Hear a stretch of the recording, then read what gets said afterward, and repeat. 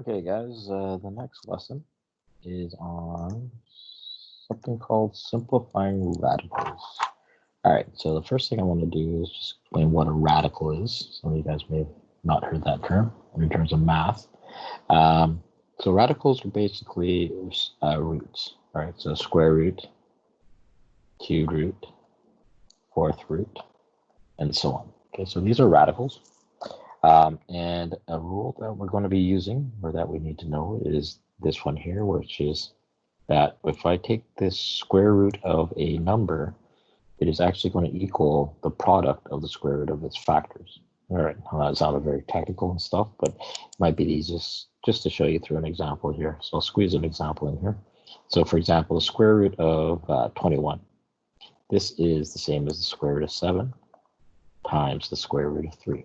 Okay, because 7 times 3 is 21. Now, just to show that that's true, I'm just going to use it with a calculator here. So let's say I take the square root of 21. Okay, so that's like 4.58. Let me just scribble that over here. Okay, so 4.58 right?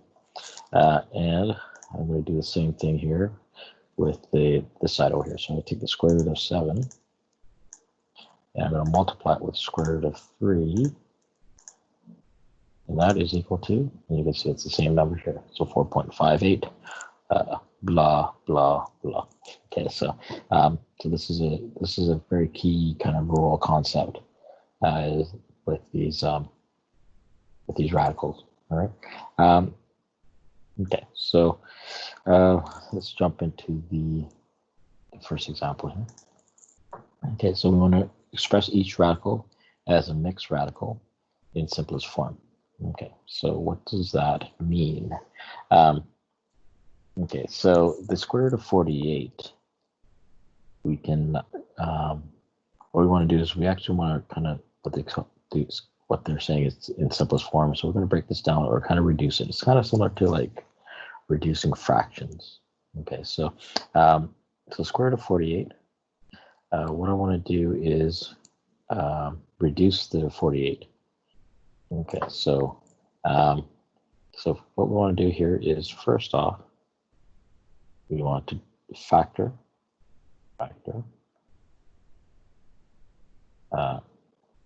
the largest perfect square. All right, so what are perfect squares? Okay, so perfect squares, largest perfect square. So for example, is like 2 squared, which is just a 4. So 4 is a perfect square. 3 squared is 9, so 9 is a perfect square, and so on. So I'm just going to write a couple of these down here on the side. But you'll get used to having these in your head as we're going through this unit. Okay, so you guys kind of see that pattern. Okay, so 4 is a perfect square. So I'm drawing out here. 4 is a perfect square. 9 is a perfect square. 16 is a perfect square, and so on. Okay, so what I want to do here is figure out which one of these divide into 48. And I'll choose the largest one that divides. So even though 4 divides into 48, you'll see that 16 does as well. Okay, so what I want to do is I want to break this down and divide it by 16.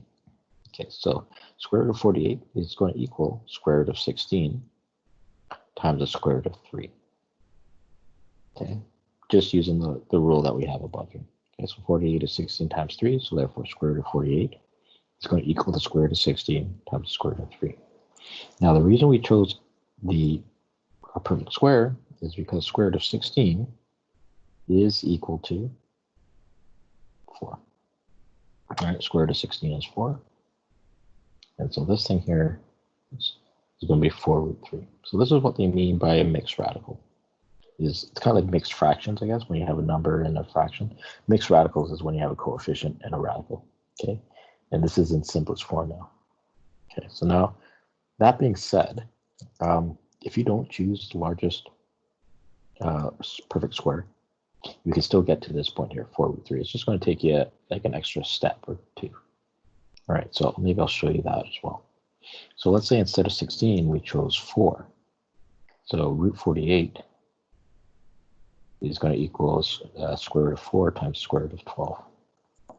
Okay, because 4 times 12 is 48. Now this reduces to 2 root 12. Okay, but now what we want to do is we want to check if another perfect square goes into this radical, which it does, right? Square root of 12 can be written as square root of 4 times the square root of 3. All right, so this would be the same as 2 times the square root of 2 is, square root of 4 is 2, and root 3. And 2 times 2 is 4, so we have 4 root 3. Okay, so what you notice is we do get to the same point, or simplified, it just took an extra step because we didn't choose the largest perfect square. All right, so yeah, so this does still work if you don't choose the largest perfect square. All right, so now it's in simplest form. All right, cool. So let's go on to the next one here. We got 3 root 125. Okay, so this is equal to 3. Now the perfect square, or largest perfect square that goes into 125 is 25. Okay, so this is 125 is 25 times 5. All right, so this is equal to 3 times the square root of 25, which is 5, and we have the root of 5. And 3 times 5 is 15. So this is going to be 15 root 5. All right. Now you can also check your answers. Make sure you check your answers. So if I want to use my calculator, I'm just going to check it, compare it. So what I'm going to do here is just convert this to a decimal. All right. So 3 times square root of 125. We get 11.18. Now we got 11.18 dot dot dot. And if I do the same here, 15 times the square root. Oops, we didn't want that. So 45. Let's try that again. 15 times the square root of 5. And I get a different answer. What happened here?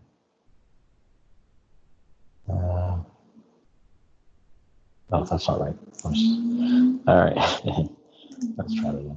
3 times square root of 125. Oh, you know what? I forgot to hit equals.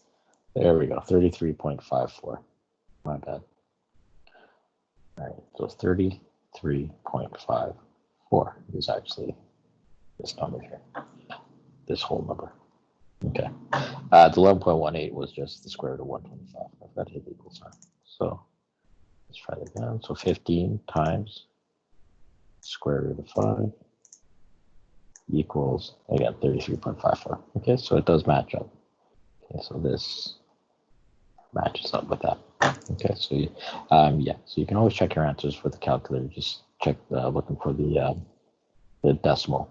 I guess the decimal representation of each one of these. They should always match up, and you'll see that this thing goes to like, I don't know, 20 decimal places. It's going to be exactly the same. All right. Cool.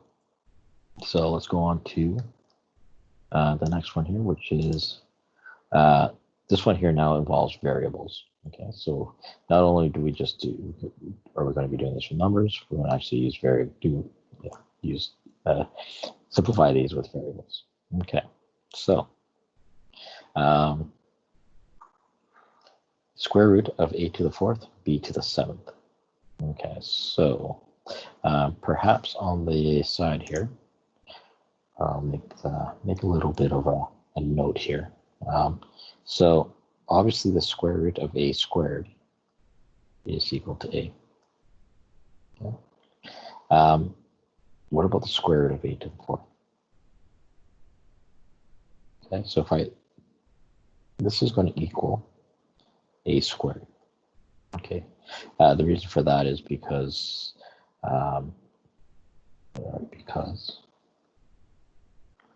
a squared is a to the 4th.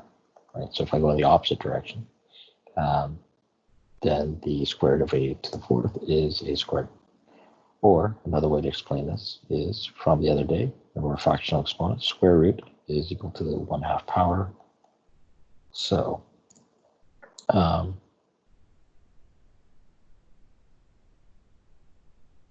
oops, so if I, sorry, I'm making a butch mock, yeah. All right, so 8 to the 4th square root is 8 to the 4th to the 1/2 power, which is, if I multiply these together, 8 to the 4 over 2, which is a squared. Okay. Now let's just take it another step here. Let's say I want to take the square root of 8 to the 6th. This is going to equal 8 to the 6th to the 1/2 power. And if I change it to a radical, which is a cubed. All right, so as a rule, basically what we're doing is we just divide the exponent by 2, right? Because it's the 1/2 power. All right, so let's tackle this example here. This is going to equal the square root of a to the 4th times the square root of b to the 7th. Okay, so now this one here is a to the 4th is square root of that is a squared. Now 7 doesn't divide nicely by 2, right? You're going to have a fraction. So for this one here, we're actually going to break this down to b to the 6th times b to the 1st power. Okay, so the reason we do that is because the 6 can be divided by 2, but the 7 can't. So b to the 7th is the same as square root of b to the 7th is equal to the square root of b to the 6th times the square root of b to the 1st power. Okay, so this is a squared, b cubed, and we still have the square root of b remaining here. Okay, so this is how it would look in simplified form. All right, so if the number doesn't divide nicely by the radical, the exponent or the index, then we're going to have to break it up into what's remained. All right. All right. So I feel like I didn't do a good job explaining that. So you know what I'm going to do here is, instead of going to D here, let's just do another example similar to this one here. Now to do that, actually, no, I'll leave that there. So I'm just going to pull up a blank document. All right, so let's say, for example, I want to do simplify.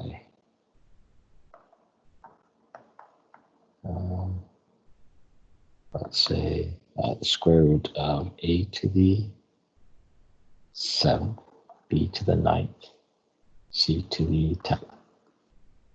All right, so this is going to equal. Now, these ones here are not divisible by 2. The reason we want to divide by 2 is because of the square root. Okay, so what I'm going to do now is break this down. A to the 7th is a to the 6th times a. So that's a to the 7th. I'm going to write this as b to the 8th times b. And c to the 10th. The 10 actually divides by 2, so we're just going to leave that as c to the 10th. All right. So as a result, how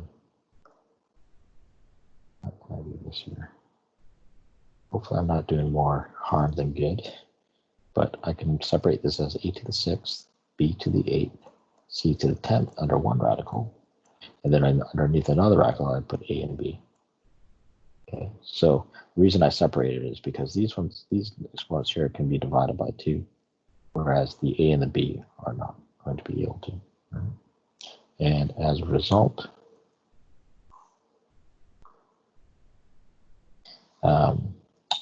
the square root of this whole thing is basically what we're going to do is just divide each one of these exponents by 2. And then we have this left over. These ones don't divide by 2. So this would be the simplified version of this. So, all right, so let's go back to the examples here. All right, so the next one here has to do with a cube root this time. Okay, so the best way to do this is, since I have three terms here, I'm going to break this up into three separate products. So cube root of 54 times the cube root of a to the 6th times the cube root of b to the 8th. Okay, so those are three separate terms. Now, this time here, we want to find a perfect cube that goes into 54. Okay, so perfect cubes. The reason we're looking for cubes instead of squares is because it's a cube root. Okay, so 2 cubed is equal to 8. 3 cubed is 27. 4 cubed is 64, and so on. All right, so the cube root of 54 is equal to the cube root of 27 times the cube root of 2. Okay, so I'm factoring out a perfect cube. The next one here, cube root of a to the 6th is a squared. All right. And then the next one here, the cube root of b to the 8th is the same as the cube root of b to the 6th times the cube root of b squared. All right. Okay, so we'll just use a red pencil. Cube root of 27 is 3. Right. And then we still have this cube root times cube root of 2. This is a squared. And this one here reduces to b squared. Okay, so I'm reducing b to the 6th. So 6 divided by 3 is 2. And then I have left over the cube root of b squared.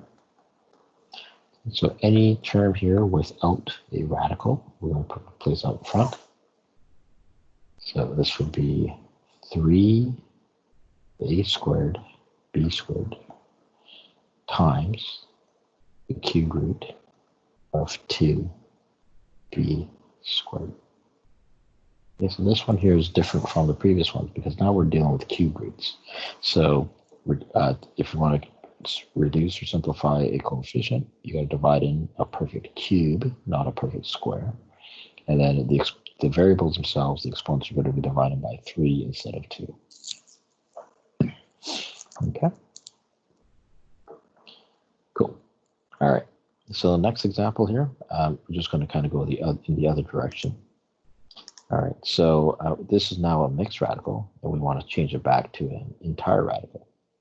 All right. So 4 root 5. The 4 itself is the same as root 16. Right? So square root of 16. And I still have the square root of 5. I'll circle this one here. Okay, so 4 is the same as square root of 16 times square root of 5. So this is equal to the square root of 80. Okay, because we're going to multiply the 16 with the 5.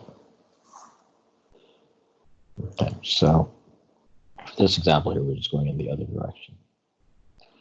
Next up, this here equals. All right, so what I want to do is I want to convert this first term here into a radical. Okay, so to go in the other direction, we are basically going to just square each, what can I call it? Each variable and coefficient.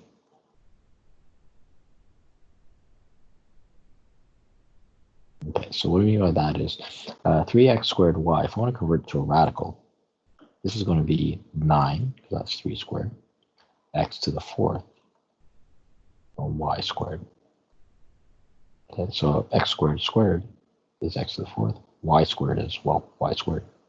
And then we still have the second one here, which is 2x cubed y to the 6th. Y to the 6th. All right. Now, since they're both radicals now, we can combine this into one big radical by multiplying the coefficients. So 9 times 2 is 18. X to the fourth times x to the third power, using your exponent laws, you would add the exponents together. So that's x to the seventh. Y squared times y to the sixth is y to the eighth. Okay, so that's expressing that as a entire radical. All right, next up. This time we're doing the same thing. However, this time we're dealing with a cube root. So this means that I want to convert this to a cube root. We need to cube the coefficient. Right? So 2 cubed is 8. X to the fifth cubed. Sorry, that over here. X to the fifth cubed. Remember, you multiply the exponents. This would be x to the 15th. And likewise, that's it. There's no y term there. So we're multiplying this with the cube root of 6xy squared. All right, so this would equal, when I multiply the two coefficients together, we get 48. X to the 15th times x to the first power is x to the 16th. Add the exponents. Then we have this y squared. Okay, so this would be the entire radical. Okay, and you know what? Just because I still feel a little bit, hopefully I don't think I did the best job of explaining these ones back here. So what I'm going to do is I'm just going to do it one more time with this kind of going back in the other direction. All right, just as kind of, I guess, a little bit of review. All right, so when what I'm going to do now is, this is the answer for this question, but I'm going to change this back into a mixed radical. All right, and we're dealing with cube roots. All right, so maybe I'll write down check here, just to go in the other direction. All right, so this I'm going to break down cube root of 48 times the cube root of x to the 16th times the cube root of y squared. Okay, so the cube root of 48, again, I want to find a perfect cube that goes into 48. All right, so 2 cubed is 8, 3 cubed is 27, 4 cubed is 64. No need to go further because we already end up with a number greater than 48. We're going to use this first one here. Okay, so cube root of 48 is the same as cube root of 8 times the cube root of 6. Okay, the next one here is going to be the cube root of x to the 15th power. 15 divides by 3, but we also have 1x left over. Okay, and then this one here does not actually reduce because 2 is smaller than 3, so we can't actually break it up. So this we're just going to leave as cube root of y squared. All right, so this first number here is 2. This one here would be x to the 5th. All right, now the other ones here, oops, this big red line showed up. Here, I'm just going to leave this as cube root of 6 and cube root of x and cube root of y squared.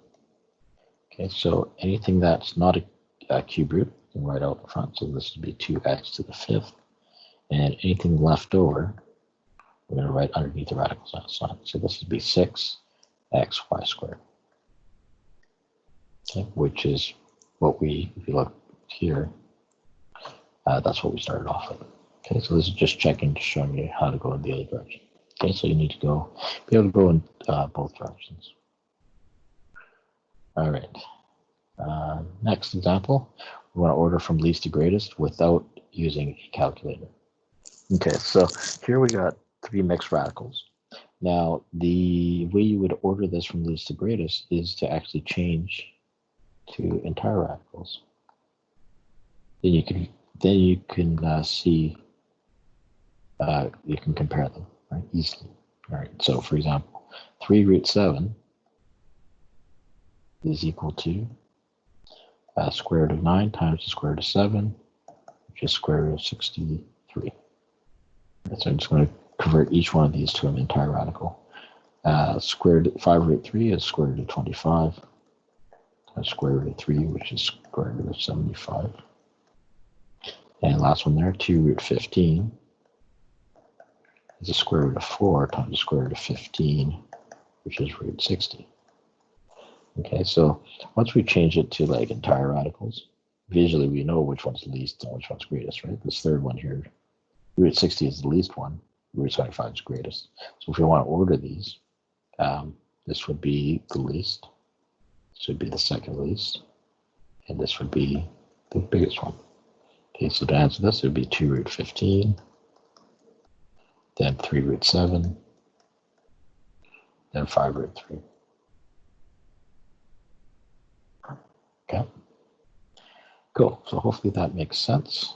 If you have any questions as you're working through this, please make sure to post on the request help. I'll do my best to clarify and explain this as well. I think maybe some of the confusion might still be with these variables and stuff, but basic rule is you're going to divide the exponent by the index of the radical, and anything you have left over, you're just going to separate it. Okay, so again, I'm using this one as an example here. Cube root of x to the 16th is the same as cube root of x to the 15th times cube root of x. And then this one here reduces to x to the 5th. All right, guys, so that's that. And good luck with the homework, and make sure, you ask me any questions if anything comes up. Bye.